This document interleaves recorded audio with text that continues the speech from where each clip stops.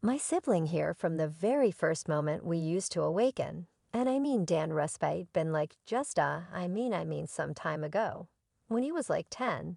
And I was somewhat more established his more seasoned sibling, we used to battle about the over-the-ice chips fans will be damaged by what occurred among Usher and Diddy, two of the greatest names in the music business in this video.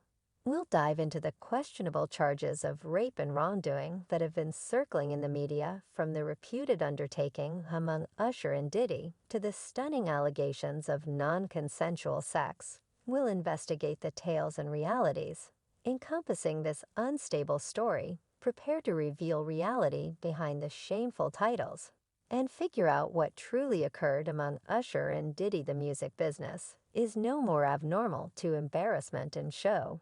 And the supposed issue among Usher and Diddy is no special case. The bits of gossip have been whirling for quite a long time, yet they arrived at a breaking point recently, when individuals approached with stunning claims. The unusual, unpleasant connection between the two began a long time ago, when Usher was only a minor, when Usher was only a teen, and endorsed to Lafis Records Scene Brushes then.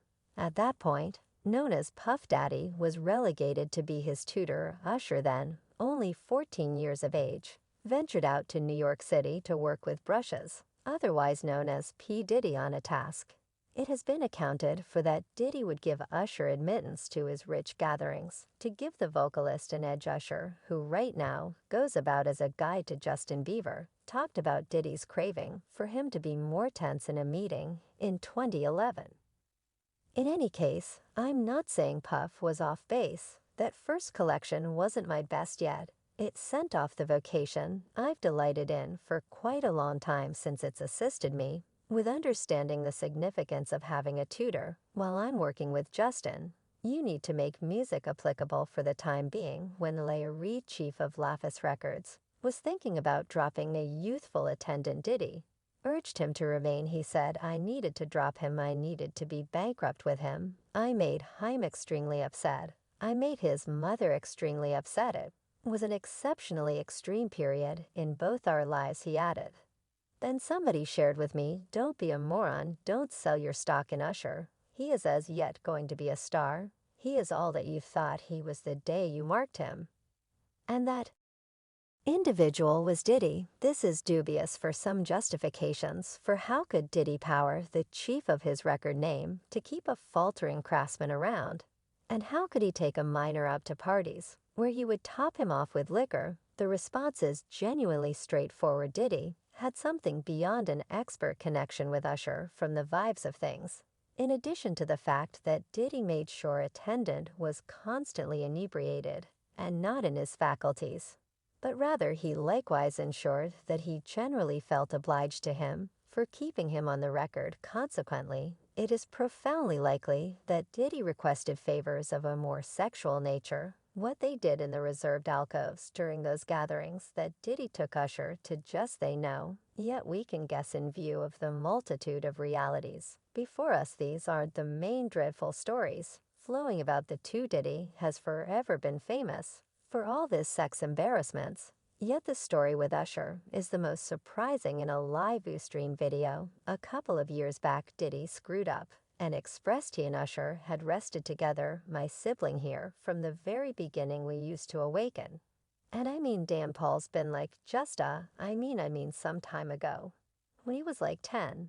And I was somewhat more established his more seasoned sibling. We used to battle about the over-the-ice chips hard at last leaps." In finishing the whole conversation, as it rapidly regresses, "Yo, what the Puff say? No one will recognize this with me," said, "We used to wrestle over the iced pieces. And we're streaming experience that was dumb. Listen, that was dumb so fundamentally." Diddy neglects it that both of them battle about corn drops when they get up toward the beginning of the day, conceivably deliberately to embarrass Usher on the off chance that Usher was a minor by then. That makes this experience unlawful and strong. In the event that that isn't upsetting, we don't have any idea what is tragically. Things just deteriorate from here. Likewise, there was a second when Usher showed up on the front of Substance magazine.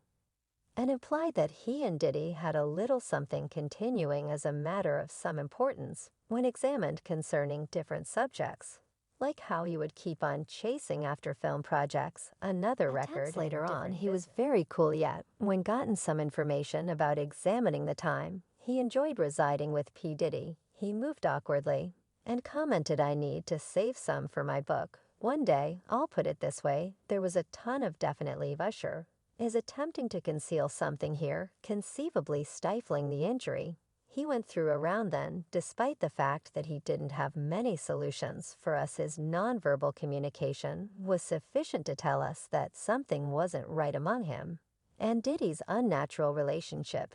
You realize the reason why it's not even that challenging to feel that Diddy could have mishandled Usher, since there have been other disrupting claims that Diddy has treated different men the same way. Puma Wright uncovered a few truly upsetting insights about a legal counselor who intruded on Diddy and Christopher Williams' heartfelt experience. She said that it was agitating on the grounds that they continued onward and didn't stop even after she entered quality arrangement. Diddy's previous security affirmed that what Puma guaranteed was exact. He said this rapper and him, they all in the room together, you win it all anymore, since he let me know they don't believe no one should irritate him. Puff and Jeb Preclude runs the room. Puff landed his kid position, snatching his style, yet they purchased the stripped. Whenever did such demonstrations with different men, he'd do it with Usher too. In addition, display once revealed that P. Diddy provided him with the most ludicrous evening of his life. You know he's doing his business, we go down and get a beverage, you know. Are we staying there popping to the music? And afterward he says, she point over the corner, it's two fellows kissing, you understand what I'm talking about. I'm similar to this, you understand what I'm talking about. So I'm similar to a proof, then there's young ladies in the club as well. And she pointed another course, it's one more buddy around there. These accounts go further. Even 50 Penny posted a photograph of Diddy and Rick Ross on his Instagram account that was taken at a point that made it appear as though they were kissing or making out alongside the photograph. He composed the subtitle, "I ain't saying only something ain't correct, LMAO." It became less complex for certain individuals to believe that P. Diddy could have taken advantage of Usher when he was more youthful, as a result of this large number of individuals expressing this multitude of various things about him, paying little heed to what truly occurred among Usher and Diddy.